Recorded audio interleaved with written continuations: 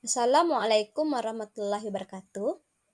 Baiklah, pada video kali ini saya akan memaparkan kesimpulan dan refleksi pemikiran Ki Hajar Dewantara. Oleh saya sendiri Maida Wardina SPDGR, TK Negeri Banda Negeri Suwoh, calon guru penggerak Angkatan 5, Kabupaten Lampung Barat. Pertama, apa yang Anda percaya tentang murid dan pembelajaran di kelas sebelum Anda mempelajari modul 1.1? Sebelum mempelajari modul 1.1, dahulu saya berpikir, selama ini saya masih belum sepenuhnya menuntun murid karena lebih cenderung menuntut anak. Guru cenderung seperti teori tabula rasa. Anak lahir seperti kertas kosong yang mana membutuhkan orang dewasa untuk mengisi dan mewarnai. Anak bisa digambar sesuai keinginan pendidik. Dalam pembelajaran di kelas, acap kali gurulah yang mengatur, bahkan memaksa anak mengerjakan kegiatan, tugas, apa saja yang harus dikerjakan terlebih dahulu, tanpa memikirkan apa yang diinginkan serta yang diminati oleh anak dalam pembelajaran.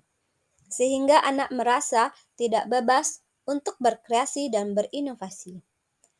Selanjutnya, saya merasa pembelajaran di kelas telah berhasil dan lancar jika anak dapat mengikuti semua perintah yang diberikan tanpa protes. Duduk diam mendengarkan materi. Kedua, apa yang berubah dari pemikiran atau perilaku Anda setelah mempelajari modul ini? Pemikiran atau perilaku yang berubah yaitu pendidik ibarat petani dan tukang kebun. Anak itu seperti biji tumbuhan yang disemai dan ditanam oleh Pak Tani atau tukang kebun di lahan yang telah disediakan.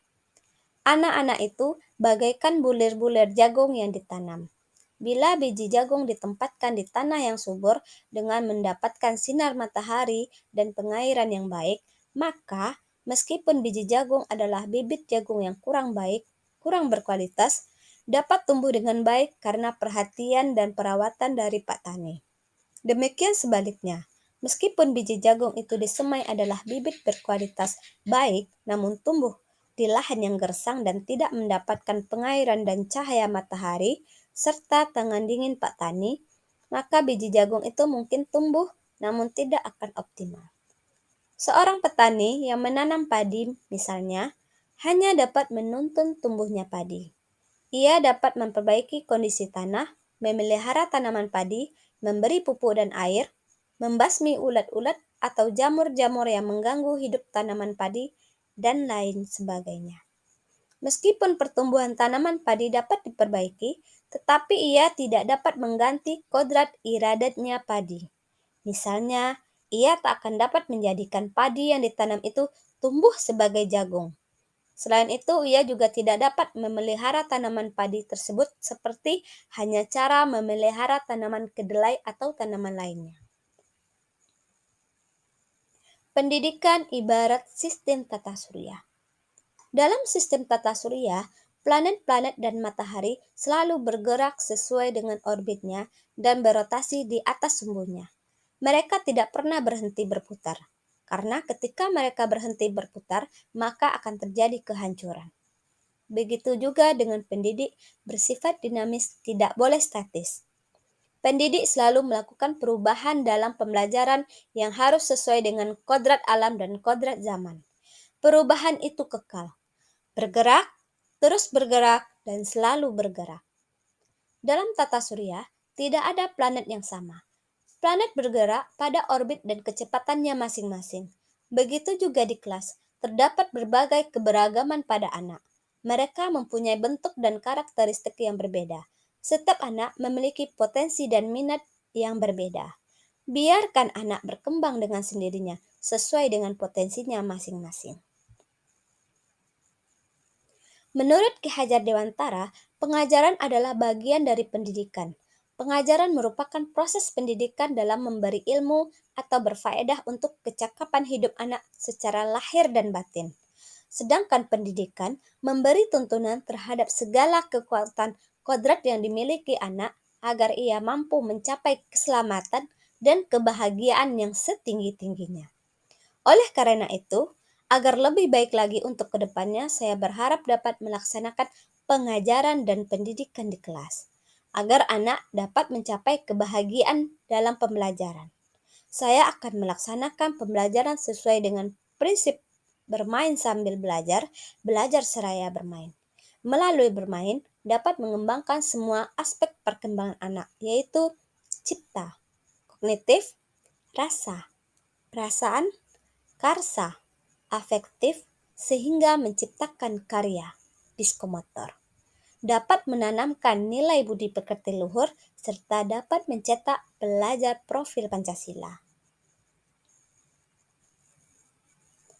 Pendidikan bertujuan untuk menuntun, memfasilitasi, membantu anak untuk menebalkan garis samar-samar agar dapat memperbaiki lakunya menjadi manusia seutuhnya. Jadi anak bukan kertas kosong yang bisa digambar sesuai keinginan orang dewasa. Dalam proses menuntun, anak diberi kebebasan, namun pendidik sebagai pamong dalam memberi tuntunan dan arahan, agar anak tidak kehilangan arah dan membahayakan dirinya. Dalam kelas, guru memberikan kebebasan dalam berkreasi dan berinovasi sesuai dengan minat dan bakatnya. Misalnya, pada kegiatan menggambar di kelas, sebagai guru saya hanya menuntun dan memberi arahan untuk mengembangkan imajinasi anak. Anak diberi kebebasan membuat gambar sesuai dengan imajinasinya masing-masing. Ki Hajar Dewantara menjelaskan bahwa dasar pendidikan anak berhubungan dengan kodrat alam dan kodrat zaman. Pendidikan perlu memperhatikan kodrat alam karena anak tidak bisa ditinggalkan kodratnya sebagai anak yang memiliki potensi, bakat, dan kemampuan yang berbeda. Sebagai pendidik, kita harus memberikan pembelajaran yang mendekatkan murid dengan konteks alam di mana mereka tinggal, bukan malah menjauhkannya. Kodrat zaman sebagai pendidik, kita perlu membekali keterampilan kepada siswa sesuai zamannya, agar mereka bisa hidup berkarya dan menyesuaikan diri. Dalam konteks pembelajaran sekarang, kita harus membekali siswa dengan kecakapan abad 21, era digital, serta mengamalkan 3 semboyan dari Ki Hajar Dewantara, yaitu Ingarso Sung Tulodo, di depan memberi contoh. Seorang guru, pengajar atau pemimpin harus bisa memberikan contoh serta panutan kepada orang lain di sekitarnya saat ia berada di depan.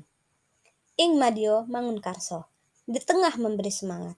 Ketika guru atau pengajar berada di tengah-tengah orang lain maupun muridnya, guru harus bisa membangkitkan atau membangun niat kemauan dan semangat diri orang lain di sekitarnya. Tutwuri Handayani, di belakang memberi dorongan. Ketika berada di belakang, pengajar atau guru harus bisa memberikan semangat maupun dorongan kepada para muridnya. Ketiga, apa yang dapat segera Anda terapkan lebih baik agar kelas Anda mencerminkan pemikiran Ki Hajar Dewantara?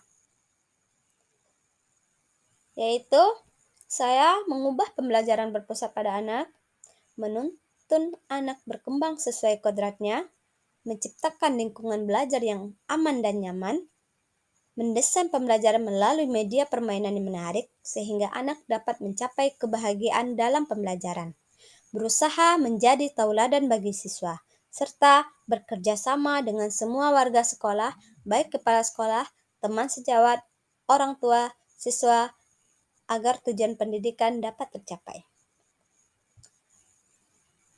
Sekian pemaparan saya.